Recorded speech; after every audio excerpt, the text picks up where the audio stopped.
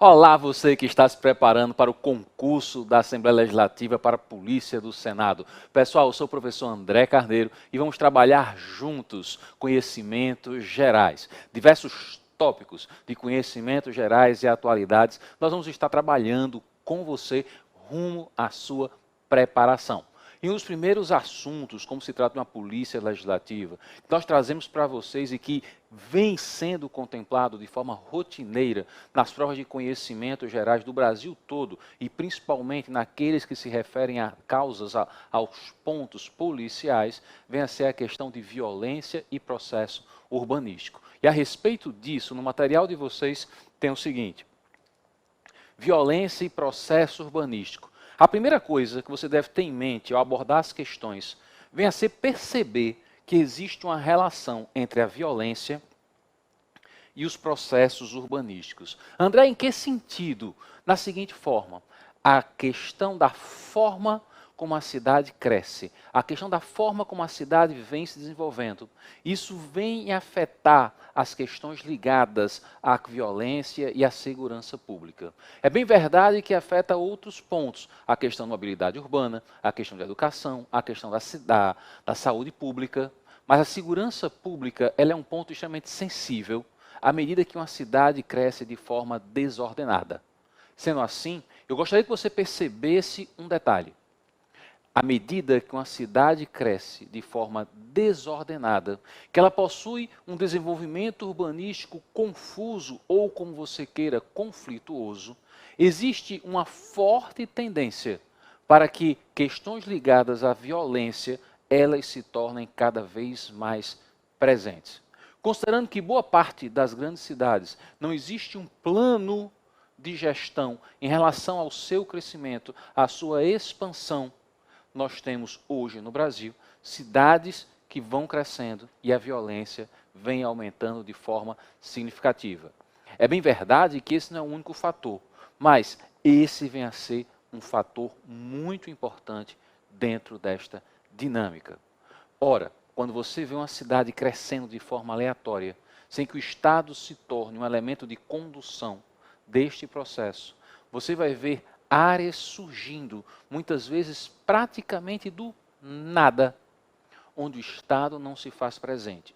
Não se faz presente em diversos aspectos, seja na questão da urbanização, seja a questão do saneamento básico, a questão da saúde, da educação não se faz presente, e a segurança pública, muitas vezes, a ação policial, a presença policial vem a ser a primeira a se apresentar.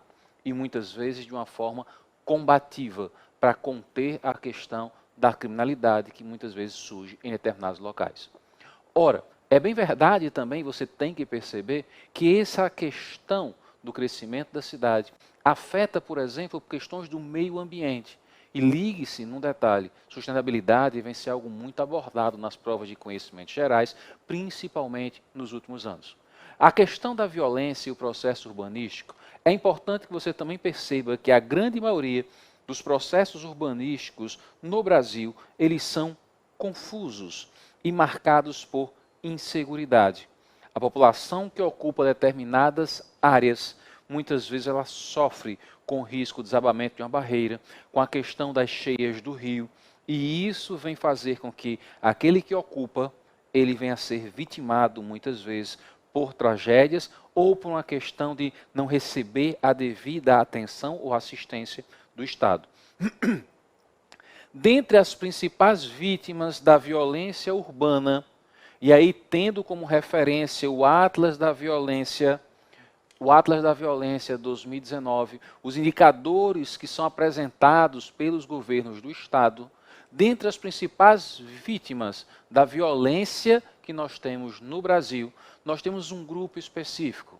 A grande maioria são jovens, são negros, baixa escolaridade. Isso aí vem a ser algo presente. Sim, e um último detalhe, do sexo masculino. Todos estão sujeitos, mas quando nós observamos, por exemplo, as principais vítimas de homicídio, vamos colocar um dado para você. Quando o Atlas da Violência 2019 apresentou a taxa de homicídio de 2017, nós vamos ter 65 mil homicídios. Desses 65 mil homicídios, mais da metade, as vítimas são homens e jovens, entre 15 e 29 anos. Porque quando você escutar a palavra jovem, aí já é uma dica para a sua prova. Tenha em mente que jovem, o concurso público, ele segue a indicação do IBGE, Instituto Brasileiro de Geografia e Estatística. Nos dados do IBGE, jovem é aquele que está entre 15 e 29 anos, e o concurso segue esta rotina. Ora, percebendo isso, eu chamo a sua atenção também para um detalhe. Além de você ter uma vulnerabilidade em relação a jovens do sexo masculino, cor preta ou parda, baixa escolaridade, é bom acrescentar nesse tópico baixa escolaridade, a criminalidade vem crescendo de forma progressiva. Criminalidade cresce progressivamente e tal manifestação não vem a ser exclusiva das cidades. Você vai ver no meio rural essa criminalidade também se fazendo presente. Ora, perceba também um detalhe. Caso a questão não venha a focar nas vítimas, mas apresente para vocês considerações a respeito dos acusados, do criminoso, daquele que vem a cometer o crime na prática de homicídio ou qualquer outro espaço, você vai perceber, através do censo carcerário, que o Brasil hoje ele tem a terceira maior população carcerária do mundo.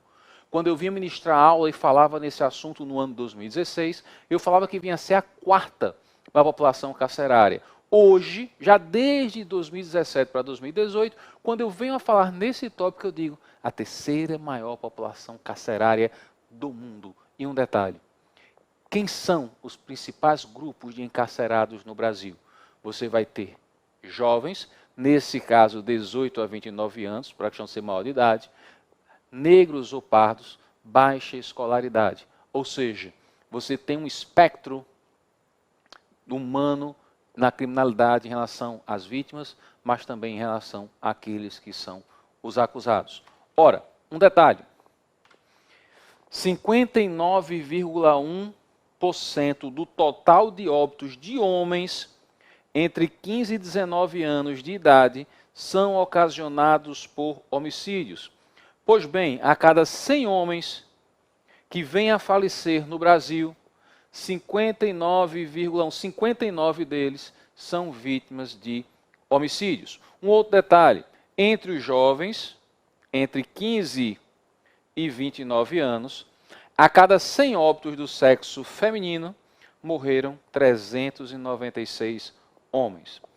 Ora, ainda temos também um detalhe, o aumento da violência letal contra grupos específicos, incluindo negros, população LGBTI e mulheres. Quando nós falamos a questão dessas taxas de homicídios, é interessante você perceber que a taxa de natalidade no Brasil ela vem diminuindo. O Brasil vem adquirindo, nesse aspecto, características de países desenvolvidos. Sendo assim, a população brasileira vem envelhecendo cada vez mais. Problemas que nós vamos observar em países como o Japão, em países como a questão da Itália e diversos países europeus, que você tem um envelhecimento da população e a taxa de natalidade vem diminuindo cada vez mais, você vê a pirâmide etária, aquela que está dizendo a faixa de idade das pessoas, a pirâmide etária brasileira, que na década de 70 ela era nesse formato, mais jovens do que velhos, ela começa a mudar a sua estrutura, ficando mais estreita na base e mais larga hoje na parte central. Ou seja, a população vai crescendo, vai envelhecendo e uma quantidade menor de gente vem nascendo. Ora, se você junta essa mudança, esse momento de mudança na pirâmide etária brasileira e você observa essas questões das taxas de homicídios no Brasil, onde você tem uma morte prematura, uma morte precoce da população masculina, o que é que vai acontecer com essa pirâmide? Ela vai apresentar uma tendência muito mais aguda de modificação nesse sentido do envelhecimento. Ora, chama a sua atenção também para um detalhe. Entre os anos de 2007 e 2017, nós vamos ter em relação à violência, diminuição nas regiões Sudeste e Centro-Oeste. Se você vai observar as taxas de homicídios, observe o Atlas da Violência, tem lá na internet, 2019, você vai observar que na região Sudeste e Centro-Oeste, nós vamos ter uma diminuição nas taxas de homicídio. Caso a pergunta direcione para o regionalismo, nós temos uma estabilidade na região Sul. Não temos nenhum crescimento, nenhum declínio. Agora, se nós temos a cada ano um aumento das taxas de homicídios, e aqui diminui e aqui estabilizou, em algum lugar está crescendo. Não tenha medo de errar. Onde nós temos um crescimento, apenas um crescimento, André, um crescimento acentuado, são nos estados da região norte e nos estados da região nordeste. Detalhe, algumas explicações para a criminalidade crescente e que você pode vivenciar nas alternativas da sua prova. Olha, candidato, vamos observar alguns indicativos por que essa criminalidade no Brasil vem crescendo. O examinador deseja saber se você está antenado com a realidade que você é obrigado a conviver. Ora, aqui estão algumas delas, as principais. Primeiro, mudanças nos padrões de criminalidade e violência. Como assim mudanças nos padrões de criminalidade e violência? Ora, você não pode pensar lá na frente como um policial, mesmo que seja no espaço legislativo. Você não pode pensar que a criminalidade é algo estático. Não, é um ecossistema complexo, em constante metamorfose, em constante mutação. A criminalidade, ela vem a ser construída, ela cresce, não de forma estática, adotando as mesmas metodologias do passado. Ela vai se adaptando, ela vai percebendo a oportunidade e criando em ações criminosas oportunidades do seu lucro, do seu crescimento. Sendo assim, as novas tecnologias, ela vem fazer com que essa criminalidade mude. Nós temos, nas últimas décadas, adventos que não eram conhecidos, drogas que não eram conhecidas na década de 80.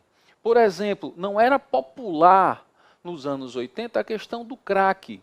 O crack veio a se proliferar de uma forma gigantesca, não só no Brasil, mas em grande parte do mundo. É uma droga barata que gera uma capacidade de dependência química muito rapidamente. Esse substrato da cocaína, ele vem conseguir chegar com rapidez em diversos espaços da sociedade brasileira. E o tráfico, ele cresce de forma significativa. O Brasil não é um produtor de cocaína, mas nós fazemos fronteiras com os maiores produtores de cocaína do mundo. Não é à toa que nós temos as cocaínas mais baratas do mundo e com maior grau de pureza. O Brasil consome essa cocaína, mas o Brasil também é uma rota de passagem para outros mercados do consumo desta droga. Ora, esta droga, ela muda algumas rotinas. Você vai ver assaltos a banco, assaltos a ônibus, você vai ver sequestros relâmpagos sendo realizados e você vê uma ligação, muitas vezes, com grupos ligados ao tráfico de drogas. Ora, as mudanças tecnológicas também, ela vem influenciar demais. Você tem drogas sintéticas, você tem o uso de drones para entregas de mercadoria, você tem o correio eletrônico, sites vendendo mercadoria ilegal. Isso tudo a serviço também da criminalidade. A tecnologia permite esse nosso encontro praticamente ao vivo. Quando eu terminar de gravar, após mais ou menos 12 a 15 minutos, a aula já vai estar disponível para você.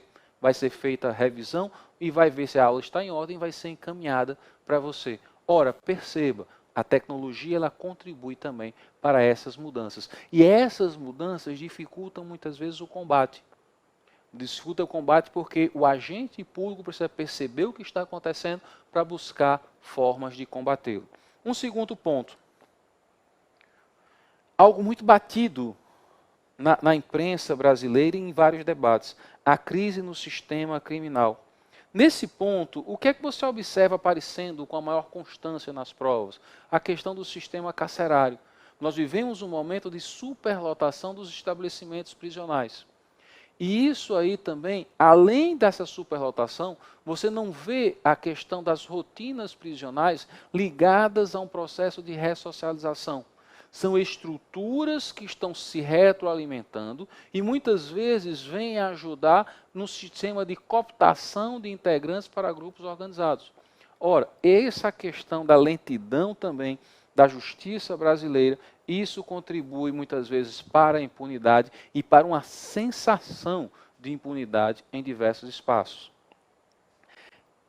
Desigualdade socioeconômica. Particularmente, eu não gosto muito desse item 3, mas não tem como eu refutar.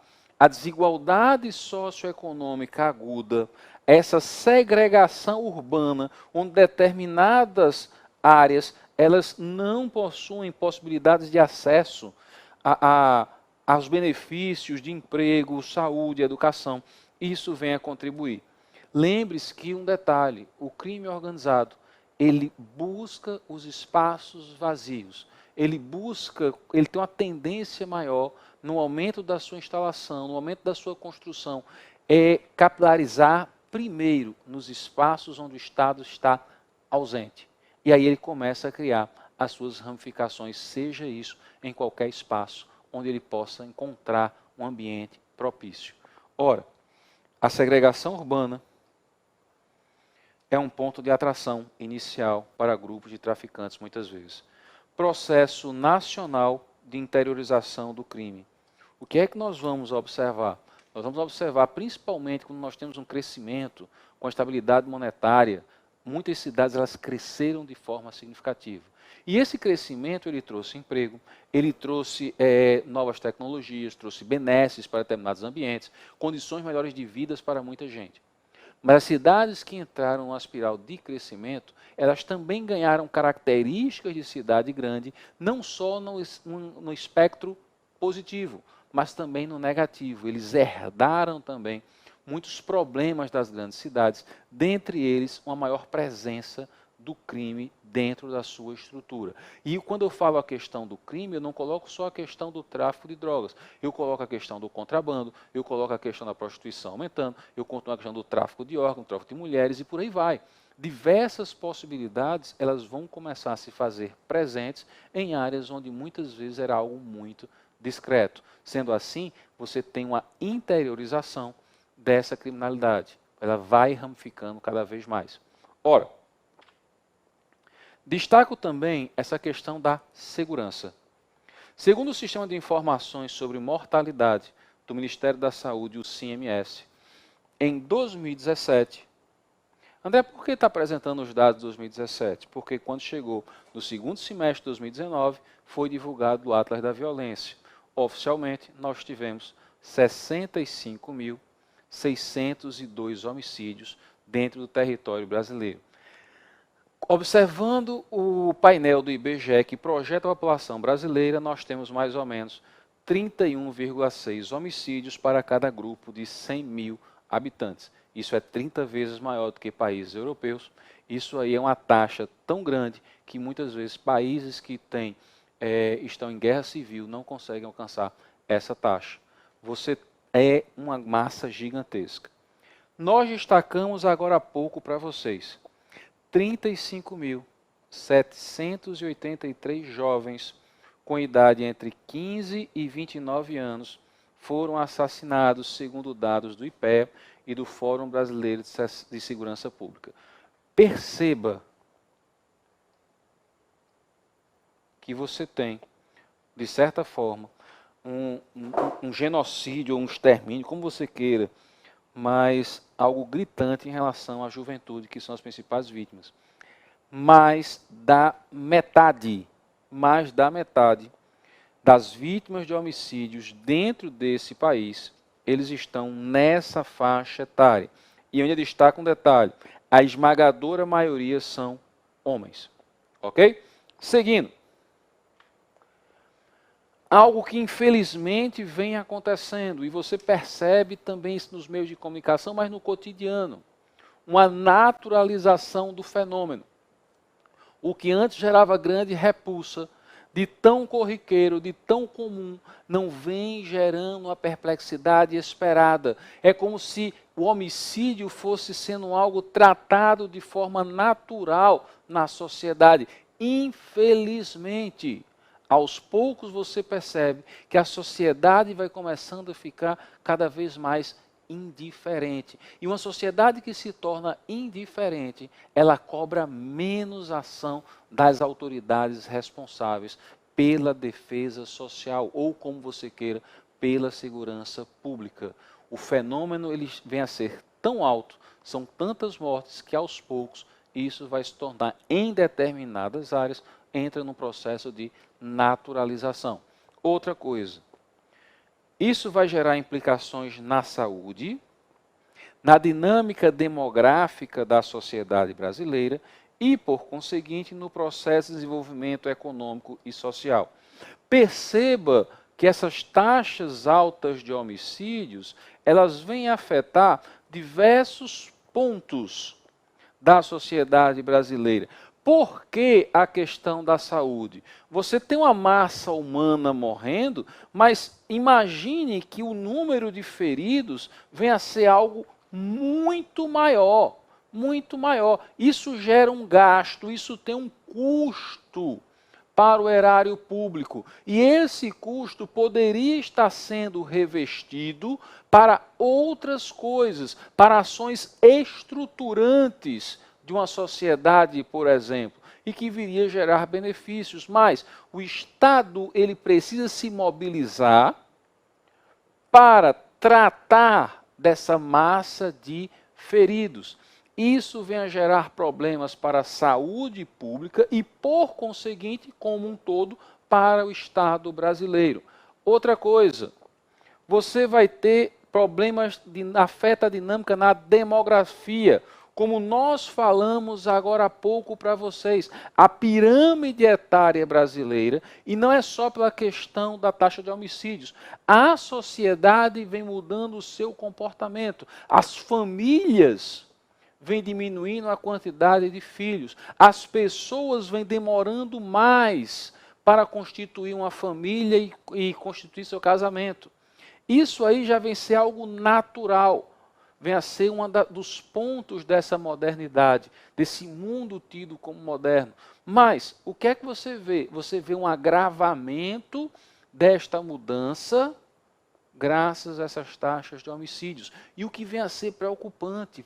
Por que vem a ser preocupante? Você tem uma velhice que muitas vezes é sustentada pelo mais jovem. E se você começa a ter cada vez menos jovens e mais velhos, vai haver uma sobrecarga expressiva naqueles que estão chegando ao mercado de trabalho. E lembrando que a perspectiva de vida do brasileiro vem aumentando cada vez mais. Ora, e isso afeta o desenvolvimento econômico-social.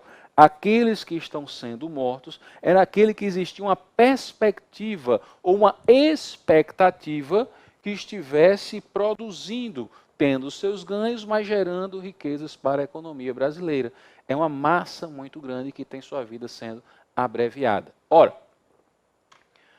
falei da pirâmide etária, deixa eu usar aqui o exemplo de Alagoas. Pois bem, quando você observa lá Alagoas, que é um estado territorialmente pequeno, observe que a laranjinha aqui é o Brasil e o azul é o estado. Independente, você vai ter, onde a pirâmide hoje é mais larga, vem a ser nesse espaço.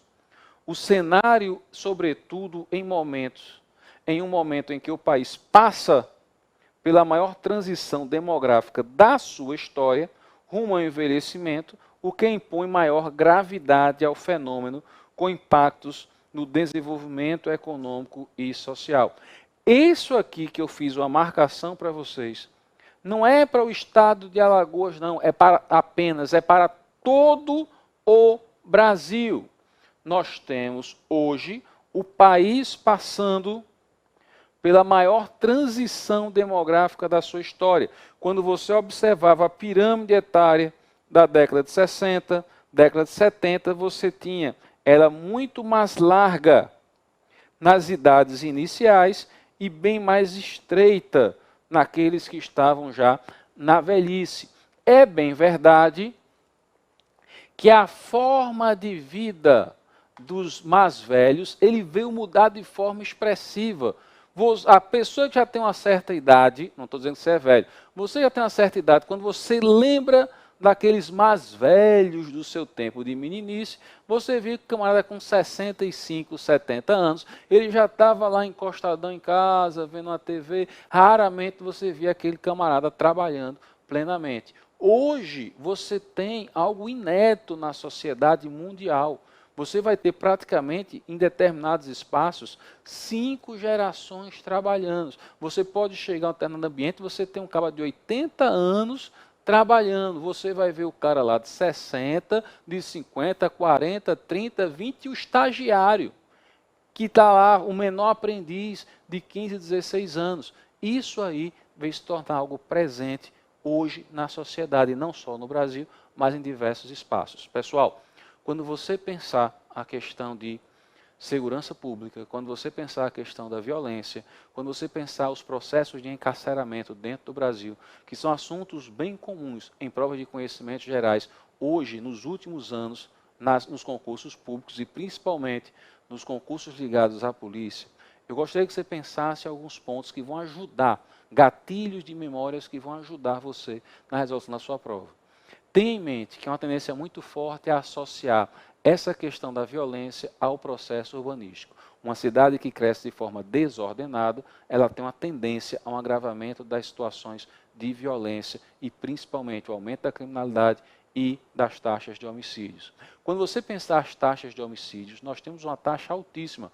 Nós mostramos agora há pouco 31,6 a cada grupo de 100 mil habitantes. Mas é muito importante você ter em mente. É em todo o Brasil que essa taxa de homicídios vem crescendo? Não. Você tem uma diminuição nos estados do Centro-Oeste e Sudeste, você tem uma estabilidade nos estados do Sul e você tem um crescimento discreto, não. Você tem um agudo crescimento nos estados do Norte e Nordeste do Brasil. Fechado? Tenha em mente isso aí, guarde para a sua prova. Quando você vai observar também as questões ligadas a quem vem a ser as maiores vítimas em relação a essas taxas de homicídios, os números foram apresentados. De 65 mil, mais de 35 mil são jovens. E isso vem gerar uma série de problemas. É qualquer jovem? Não. A maioria são negros ou pardos, baixa escolaridade, moram muitos deles na periferia e você vai ter esses grupos humanos, essa taxa tão alta, tão expressiva, gerando problemas na economia brasileira, para a saúde brasileira e vem afetando a taxa de crescimento demográfico desse país. É só o primeiro bloco, tem mais aula pela frente e vamos juntos. Valeu, pessoal!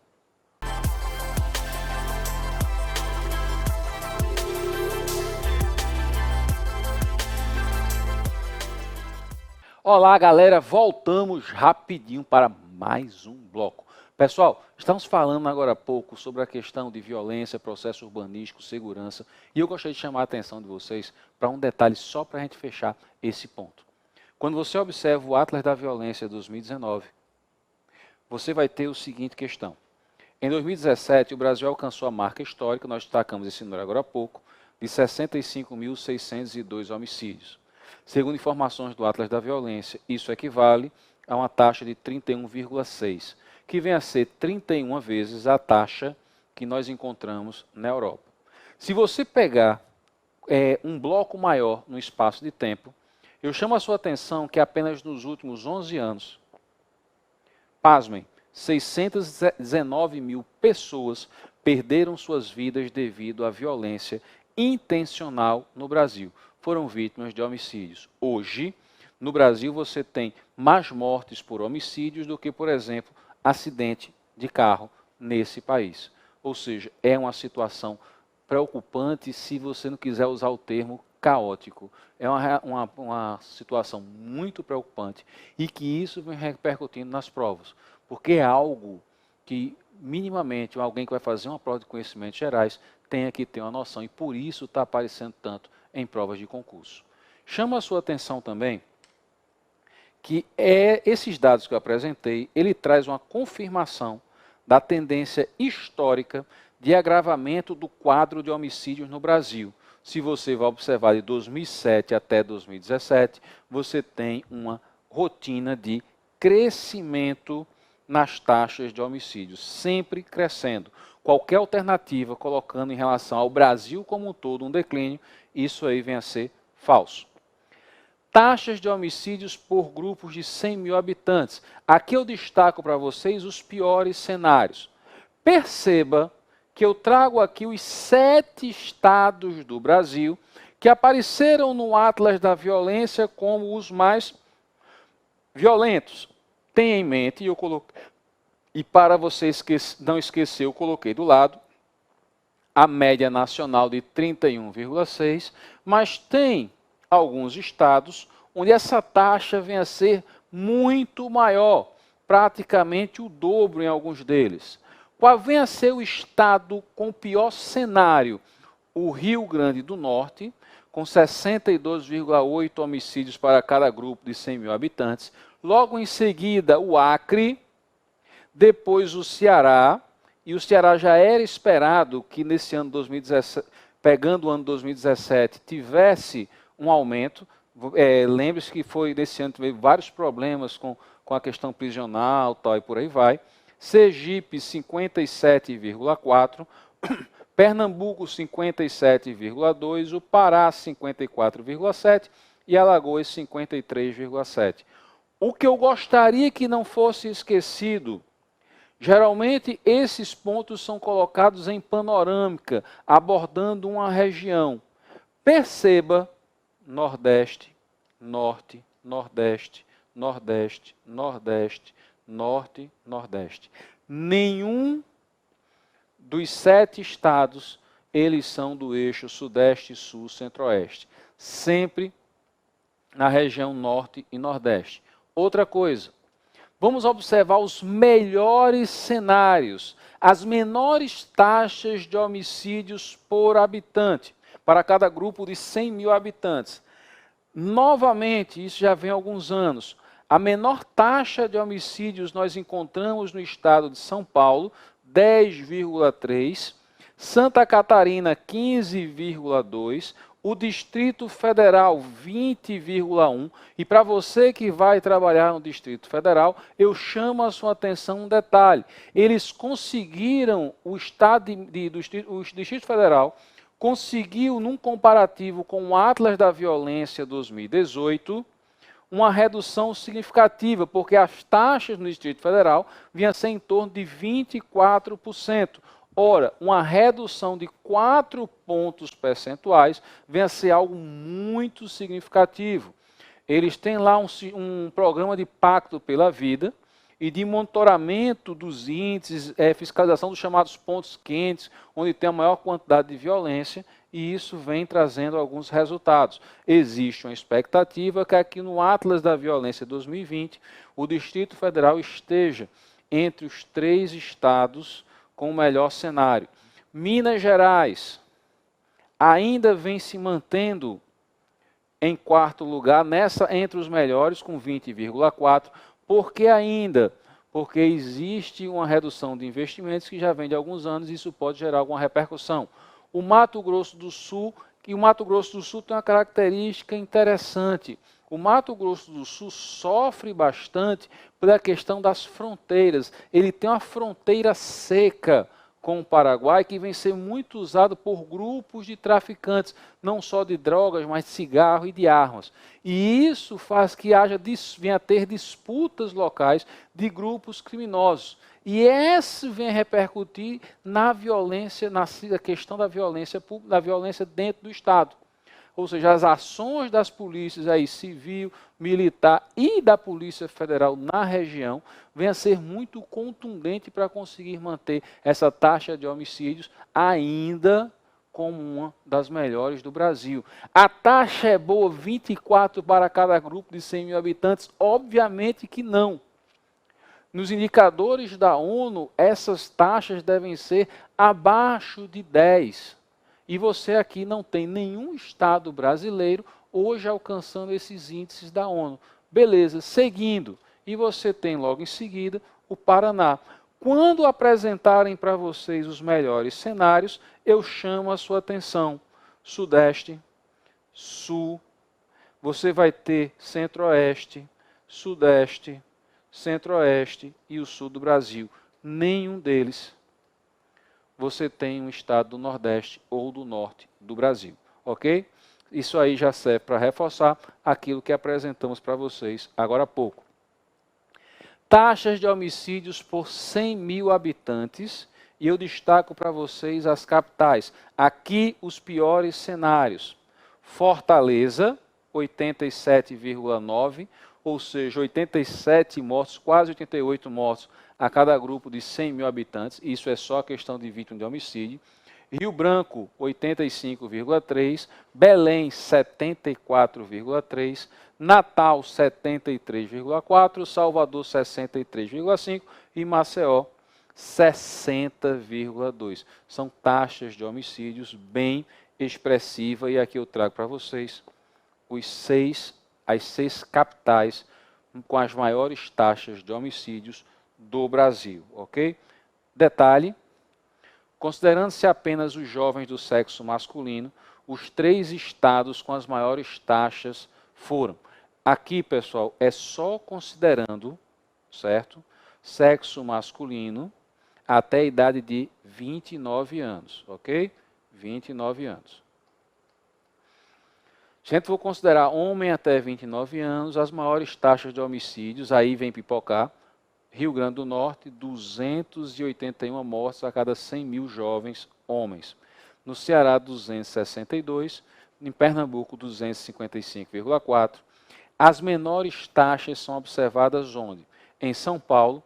Perceba o seguinte, São Paulo pode ter 10,9 mortes a cada 100 mil habitantes, mas se você pegar apenas os jovens de São Paulo, essa taxa já salta para 33,3.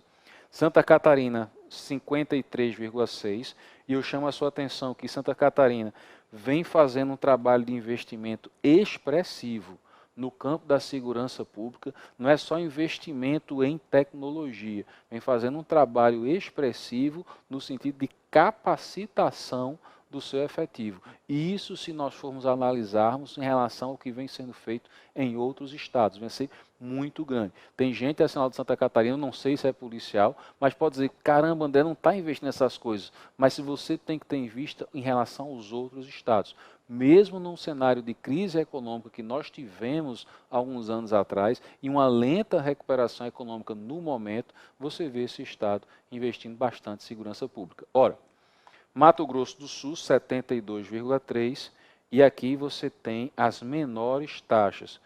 É interessante observar o Mato Grosso do Sul, é um estado que vale a pena dar uma observada, estudar lá quando você tiver seu tempo, devido à questão dessa fronteira. É muito interessante ter uma fronteira tão perigosa, tão expressiva do ponto da disputa pela criminalidade, e você tem índices baixos em relação ao restante do Brasil. Seguindo. Eu coloquei aqui um painel para vocês, colocando a questão do padrão de vitimização de homicídio em relação ao sexo.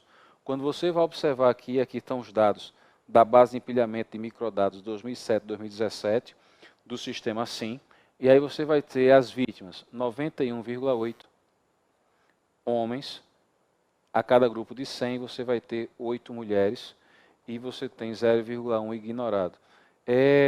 André, mas está faltando 0,1 em algum canto. É porque aí não foi a questão de catalogado. Mas vem a ser interessante que você tem uma taxa de homicídios masculina muito mais expressiva. Detalhe, o perfil da maioria das vítimas é bem definido. Eu estou reforçando isso aqui porque aparece muito em prova. Jovens, negros, oriundos da periferia, com baixa escolaridade. Se por um acaso, neste painel, em vez das vítimas, eu colocasse a questão dos encarcerados, da população carcerária brasileira, aí prontamente o que é que você teria aqui? Jovens, negros, oriundos da periferia e baixa escolaridade. Para você ter uma noção, você tem em torno de 1% da população carcerária brasileira é que vem a ser formadas por pessoas com curso superior completo. A grande maioria tem uma baixa escolaridade. Em relação ao mapa da violência, ele apresenta alguns indicativos. das motivações em relação a essa criminalidade, a essas vítimas. Você vai ter, no mapa da violência, indicativos em relação à omissão de quem? Do Estado, a educação precária, a corrupção que existe no país, a exclusão social, a desigualdade social, a distância que existe entre o mais rico e o mais pobre, a desestruturação familiar, isso vem afetar bastante, o desemprego crescente, nós somos um país com mais de 12 milhões de desempregados, e isso é algo preocupante. Você tem a questão do tráfico de drogas, tráfico de qualquer coisa, a questão das drogas e o preconceito. Eu chamo sua atenção aqui, aproveitando aqui o painel, essa questão do desemprego. Você vai observar que já há vários anos, essas taxas de desemprego no Brasil vêm a ser expressiva. Agora, vale ressaltar que existem algumas questões envolvendo o desemprego no Brasil. Primeiro, cenário de crise econômica, como nós tivemos aí 2014, 2015, 2016, com uma discretíssima melhoria 2017, 2018, 2019, cenários de crise econômica vêm a repercutir na questão da empregabilidade. Há uma massa que vem ser desempregada em grande quantidade. Dependendo do estado que você esteja, você vai ver que essa queda foi muito mais expressiva. Um outro ponto, naturalmente, a questão da quantidade de emprego que vem sendo gerada vem sendo menor do que a quantidade de gente chegando ao mercado de trabalho. Por que isso? Por uma série de fatores. E o mais indicado, o mais importante desses fatores é a questão do advento de novas tecnologias. Cada vez mais, os trabalhos mecanizados, os trabalhos rotinizados, eles vêm sendo substituídos por máquinas, a ponto que você tem determinados empregos entrando em extinção.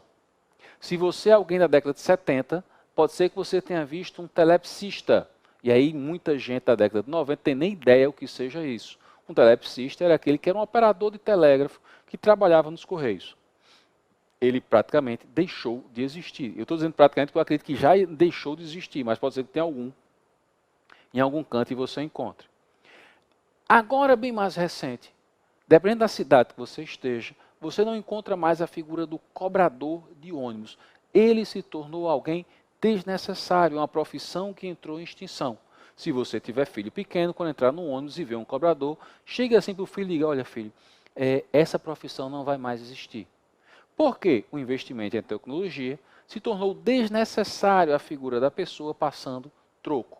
Em algumas cidades você vê o motorista fazendo essa função e em outras cidades, no ônibus, não tem mais como você pagar ninguém dinheiro para atravessar lá a velha e boa catraca.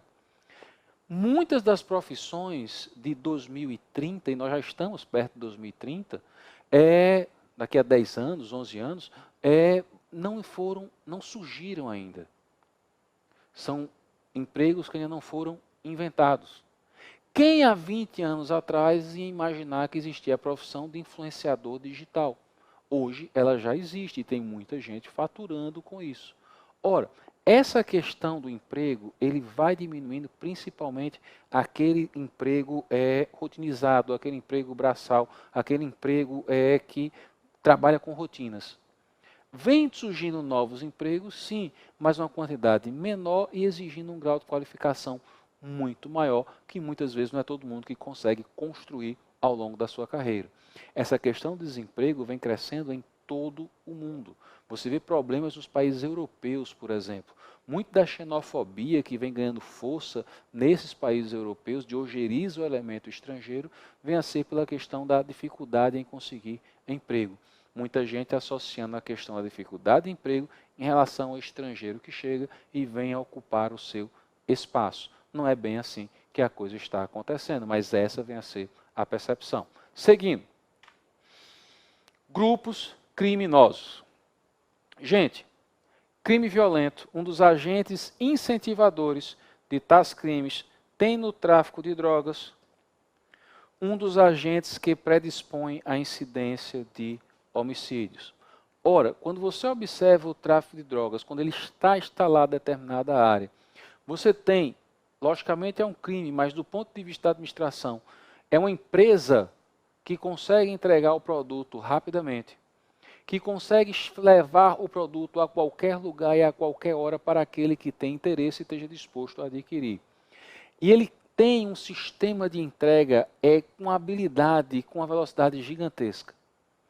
Um detalhe, enquanto a pessoa está conseguindo bancar aquele vício, aquilo está numa relação lá tranquila com o traficante ou com o seu fornecedor.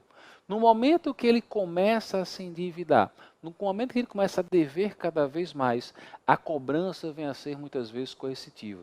E essa cobrança não vai ser na questão de mover uma ação ou levar o cara para a delegacia. Não. Muitas vezes o cara vem pagar com a vida em relação a esse sistema de cobrança. Ou vai ser obrigado a praticar determinados furtos, praticar determinados crimes, ou trabalhar para o traficante como uma forma de pagar e conseguir sustentar o seu vício.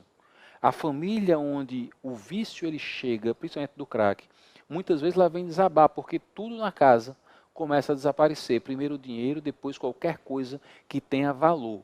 E se deixar, chega a um ponto de até a torneira da casa arrancar para tentar trocar por uma pedra de crack. Perceba também que o tráfico de drogas ele vai capilarizar o crime. Vai aumentar assaltos a ônibus para busca de celular, vai aumentar assaltos à mão armada. É bem verdade que num estágio avançado da dependência química, aquela pessoa não tem condições nenhuma de praticar um assalto, o corpo já está convulsionando. Mas em relação ao crack, isso aí vai acontecer 3, 4 anos depois. Mas antes você vê uma operativa do tráfico de drogas ramificando na busca de outros crimes como uma forma de conseguir dinheiro. Ora, outra coisa, os espaços de exclusão são locais propícios para o estabelecimento de grupos criminosos, justamente pelo fato de existir ausência de Estado. Espaços de exclusão. Gostaria que você marcasse isso aqui, por gentileza. Como nós destacamos no bloco anterior, você vê locais onde o Estado está ausente, onde o Estado não cumpre com as suas obrigações constitucionais, você vê isso como um local propício para o estabelecimento de grupos criminosos. Ora, ele chega em todo local, mas você vai ver essas bases em áreas de exclusão, onde o Estado não ocupou o seu apropriado espaço.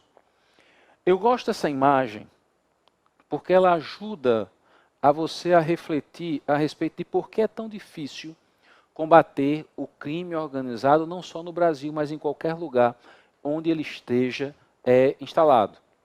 Porque imagine que o Estado começa a desenvolver um sistema de repressão contundente, combativo, que busque apreensões de drogas e a prisão de traficantes. Ora, esse sistema de repressão vai diminuir a quantidade de drogas temporariamente no mercado. Mas use a chamada lei da oferta e da procura e considere que o consumidor ele vai buscar essa mercadoria onde tiver para manter o seu vício. O que é que vai acontecer? O que é que vai acontecer com o preço da droga? Como em qualquer espaço, se eu tenho uma procura maior do que o que se encontra, você vai ter um aumento do preço. E esse aumento do preço vai fazer com que haja um interesse maior por conseguir o produto em outros mercados para poder repassá-los. Você tem uma valorização do tráfico, valoriza o tráfico. E um detalhe, você também vai ter um estímulo ao consumo. Porque não pense que o traficante não tem sua estratégia de marketing. Não pense que ele não vai ofertar a degustação. Não pense que ele vai chegar, vai ter ali uma escola, só tem crianças menores de idade. Onde ele encontrar possíveis clientes, ele vai achar. Você vai ter apreensões de drogas em alguns pontos onde os policiais acharam estranho, mas a pedra de crack era rosa ou a pedra de crack era verde. Na linguagem dos traficantes locais, sendo chamado de xereque e Hello Kitty. Por quê? Porque a cor mais atrativa vem a ser o quê? Um ponto para poder vender para aqueles mais jovens, para ser uma atração maior para aqueles mais jovens. E um detalhe, imagine que esses grupos organizados, eles começam a construir relações, com agentes do Estado, com agentes públicos. E esses agentes públicos, eles são encarregados de fornecer informações. Informação é poder, conhecimento é poder, cara. Se ele sabe de uma operação policial em determinado espaço, com antecedência o que é que o traficante vai fazer. Ele vai procurar esconder tudo o que ele puder, ele vai fazer uma queima de estoque da forma que puder, vai diminuir a margem de lucro, mas que ele consiga recuperar pelo menos o que investiu. E rapidamente ele vai fazer isso. Ora, quando tiver a batida policial, pode ter alguma apreensão, mas não seria o estrago tão expressivo caso a coisa não tivesse vazado. Em outro detalhe, se vai ter uma operação policial em determinado local e você não vai ser atingido, você não, o traficante de outra área sabe disso, ele sabe que no outro dia ele pode aumentar o preço da sua mercadoria e potencializar os seus lucros, porque o mercado não deixou de exigir o produto que esteja circulando. Depois que ele está instalado, depois que ele consegue a coabitar com o Estado e a corromper alguns agentes, a coisa fica muito mais difícil de ser combatida e a dificuldade ela vem ser expressiva. Fechado, galera? Guarda na mente esse painel que a gente apresentou para vocês, que eu acredito que pode ser de grande serventia. O crime organizado, a repressão, ela vem a ser necessária, ela vem a ser pertinente, mas no momento que ela atua, o preço do produto no mercado começa a subir e isso valoriza o interesse pela mercadoria. E um detalhe, o estímulo ao consumo vem ser algo permanente. Algumas características de grupos criminosos, e aí você encontra na imprensa, no seu cotidiano, eu só fiz listar algumas delas.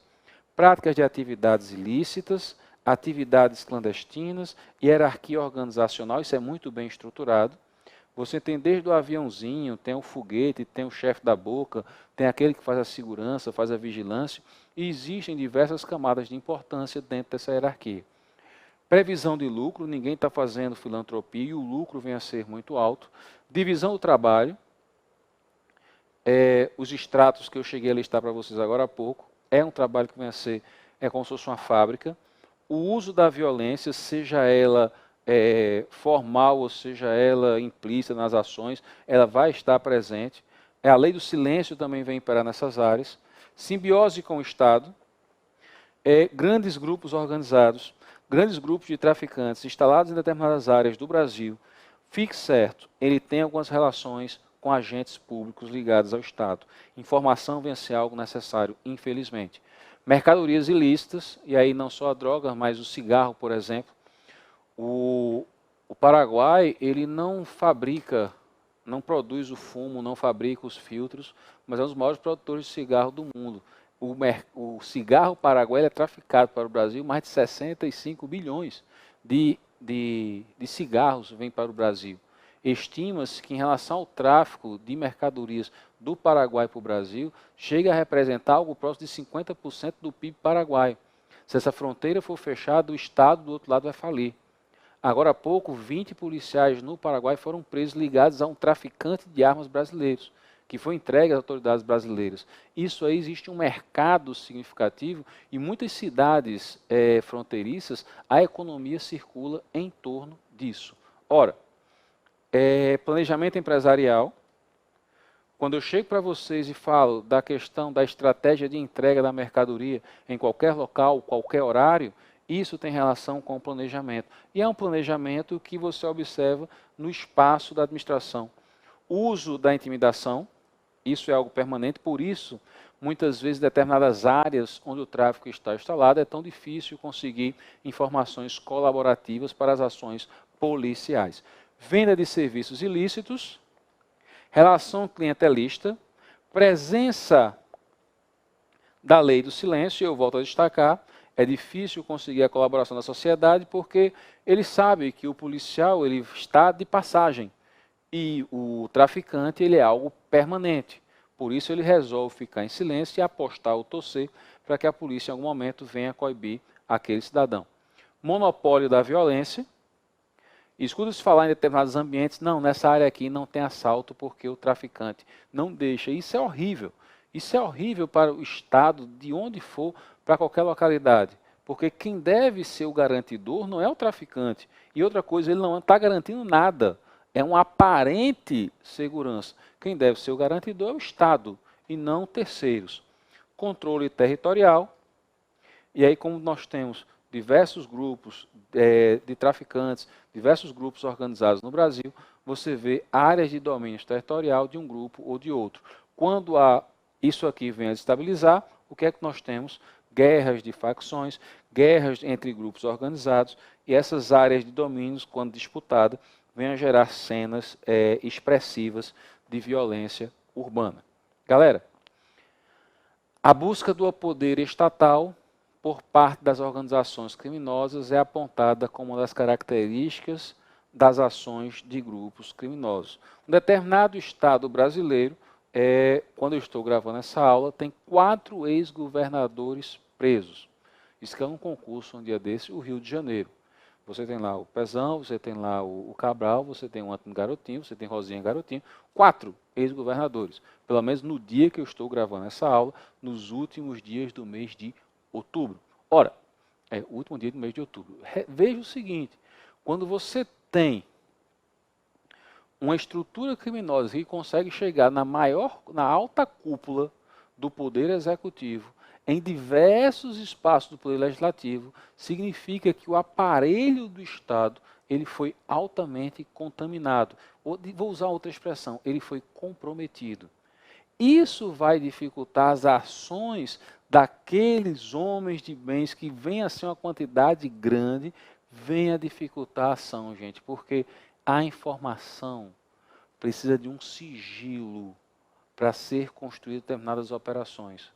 E esse sigilo, ele não vem ser garantido, porque muitas vezes aquele que está ao seu lado, pode estar ao lado da pessoa, vai ser aquele que está comprometendo a ação, passando informações privilegiadas. Ora, isso aí vem a ser algo que presente na sociedade brasileira e é bom você ficar ligado nisso aí.